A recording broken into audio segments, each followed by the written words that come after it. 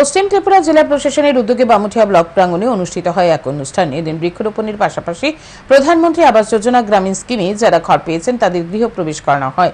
অনুষ্ঠানে উপস্থিত ছিলেন পশ্চিম ত্রিপুরা জেলার সভাধিপতি বলাই গোস্বামী, গ্রাম উন্নয়ন দপ্তরের সচিব সন্দীপ আর রাঠোর এবং পশ্চিম ত্রিপুরা জেলা শাসক ডক্টর বিশাল কুমার সহ অন্যান্যরা।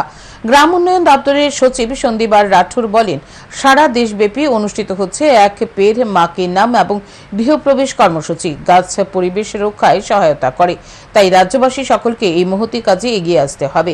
এছাড়া প্রধানমন্ত্রী আবাস যোজনা গ্রামীণ স্কিমে বহু দরিদ্র পরিবার মাথা গোঁজার ঠাঁই পেয়েছেন।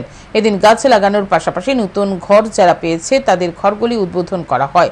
এদিনের এই অনুষ্ঠানে এলাকাবাসীদের উপস্থিতি ছিল লক্ষণীয়।